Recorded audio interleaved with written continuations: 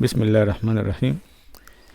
ایک عجیب بات اس وقت عرض کرتا ہوں، ایک آدمی نے خط لکھا ہے، اس میں لکھتے ہیں کہ جب تک میں حضرت کی خدمت سے دور رہتا ہوں اکثر یہی حال جوش وغیرہ کا رہتا ہے، اور جہاں سامنے گیا یعنی آپ کے سامنے آ گیا بس ایسا معلوم ہوتا ہے کہ جیسے کسی نے جلتی آگ پر پانی کا چھینٹا ڈال دیا۔ تو آپ کے ساتھ جا کر یعنی آپ کی خدمت میں حاضر ہو کر لذت تو بے حد رہتی ہے، مگر جوش و خروش طبیعت میں نہیں رہتا۔ نہ معلوم کیا بات ہے؟ جواب: بعد میں یعنی دوری میں شوق کا غلبہ ہوتا ہے، اور قرب میں انس کا۔ وہذا ہوا مقتضی سلامت الفطرہ ویکون خلاف البعارض۔ جس طرح آدمی کو حج کا بڑا شوق ہوتا ہے، اور جتنا دور ہوتا ہے اتنا ہی شوق زیادہ ہوتا ہے، لیکن جیسے ہی پہنچ گیا تو اب ادھر اپنیت کا احساس ہو گیا، اور شوق ایسا لگتا ہے کہ شوق ختم ہو گیا۔ واقعی ایسا ہی ہوتا ہے کہ جب بیت اللہ شریف کے لیے انسان کو بہت تمنا ہوتی ہے کہ جائیں گے تو بہت شوق ہوتا ہے، جیسے بیت اللہ کو دیکھ لیتا ہے تو بس ایک دو بار دیکھنے سے ایک اپنیت کا احساس تو شروع ہوتا ہے، لیکن شوق کا جو غلبہ ہوتا ہے، جوش و خروش ہوتا ہے، وہ ختم ہو جاتا ہے۔ ایک اور آدمی نے سوال کیا ہے، کہتے ہیں کہ حضرت کی خدمت میں نہایت ادب سے اتنا عرض کرتا ہوں کہ خدا کے واسطے 12 تسبیح کے ذکر کی خواہ جہر سے ہو یا اخفا کے ساتھ مقررہ تعداد کی اجازت مرحمت فرما دیجیے۔ میں وعدہ کرتا ہوں کہ اسی جگہ ذکر کروں گا، کسی شخص کو اطلاع نہ ہوگی، اور دل میں چلتے پھرتے ذکر خفی ہی جاری رکھوں گا۔ اگر حضور والا اجازت مرحمت فرما دیں گے تب بھی میں راضی ہوں، چونکہ دل بہت بے قرار ہے، اس لیے عرض کر دیا۔ آگے جو حضور کی مرضی ہو وہی درست ہے۔ مریض کا دل تو بدپریزی کو چاہ ہی کرتا ہے، لیکن طبیب اگر منظور کرے تو مریض کی موت ہی آ جائے۔ جواب: جزاک اللہ، اتباع کا یہی معنی ہے، اور اتباع مفتاح نجاح و فلاح ہے۔ یعنی آپ نے جو لکھا ہے کہ مجھے یہ اختیار دیا ہے تو یہی اس کو کہتے ہیں، اتباع کہتے ہیں، اور مفتاح کہتے ہیں چابی یا کنجی کو، یہ کامیابی کی کنجی یہ اتباع ہے، یعنی شیخ کے ہدایات کی اتباع۔ باقی میں آپ کو دو بار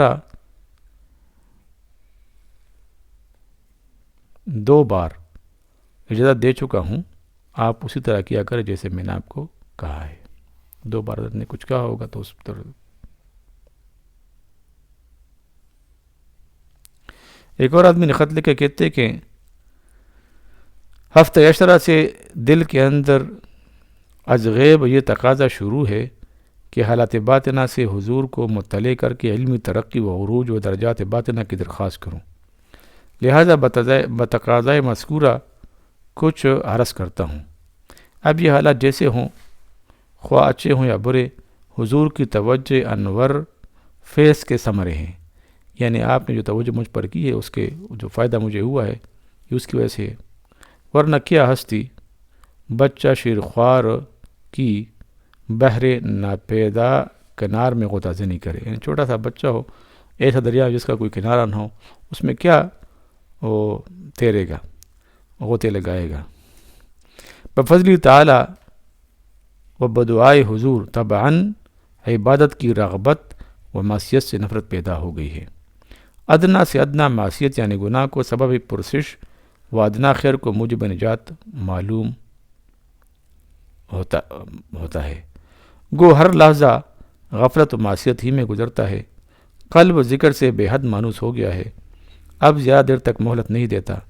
بیداری میں 10-5 منٹ بھی غفلت قلب پر گراں ہے، دیر تک کسی دوسری طرف متوجہ ہونے سے اضطراب شروع ہو جاتا ہے، اور یوں ہی بارت غیر مشغولی ملک یاداشت کے اعتبار سے ذکر و مذکور کے ساتھ ایک خاص تعلق و لگاؤ رہتا ہے۔ یعنی جب مشغول نہیں رہتا ہوں تو ملک یاداشت کو کہتے ہیں کہ اللہ تعالیٰ کی یاد میں ایک خاص خاصیت دل کے اندر پیدا ہو جائے، اس کو ملک یاداشت کہتے ہیں۔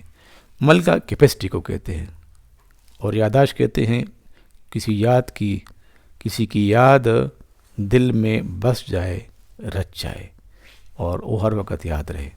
تو ملک یاداشت کے اعتبار سے ذکر و مذکور، ذکر اللہ، مذکور اللہ بذات خود، اللہ کا نام اور مذکور اللہ کے ساتھ ایک خاص تعلق و لگاؤ رہتا ہے، اللہ کے نام کے ساتھ بھی اور اللہ کے ساتھ بھی۔ مشغولی میں نہ تنگی ہوتی ہے نہ طبیعت اکتاتی ہے، پوری جمعیت رہتی ہے۔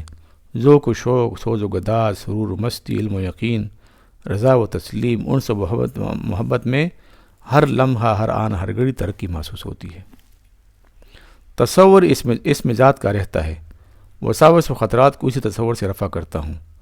مطلوب محض ذات حق ہے، صفات پر چندہ نگاہ نہیں۔ ذکر حبیب کے سامنے جملہ لذات دنیا پر خاک ڈالتا ہوں۔ لغو و فضول گوئی پر ندامت ہوتی ہے، سکوت و خلوت محبوب ہے۔ شرکت مجمع و جماعت سے تو قطعاً بزور روک دیا گیا، یعنی اللہ تعالیٰ روک دیتا ہے۔ بست کو غلبہ ہے، بس کہتے ہیں کہ دل خوش رہتا ہے۔ ضبط پر بآسانی قدرت ہے، یعنی نفس کو آسانی سے زیر کر لیتا ہوں۔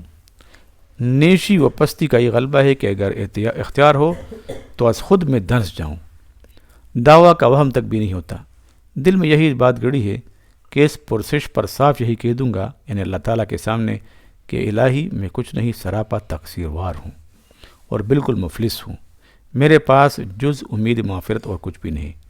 کشف و کرامات نگاہ میں ہیچ ہیں، بے قدر ہیں۔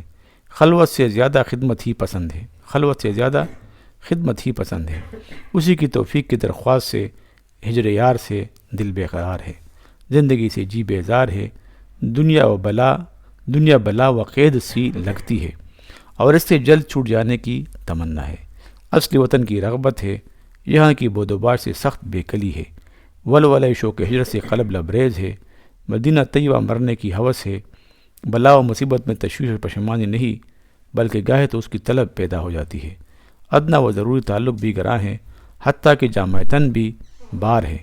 اہل دنیا سے پوری فراغت حاصل ہے، نہ کسی سے خوف ہے، نہ رجا ہے، نہ کسی کی تعریف، نہ کسی کی تنقید کی پرواہ ہے۔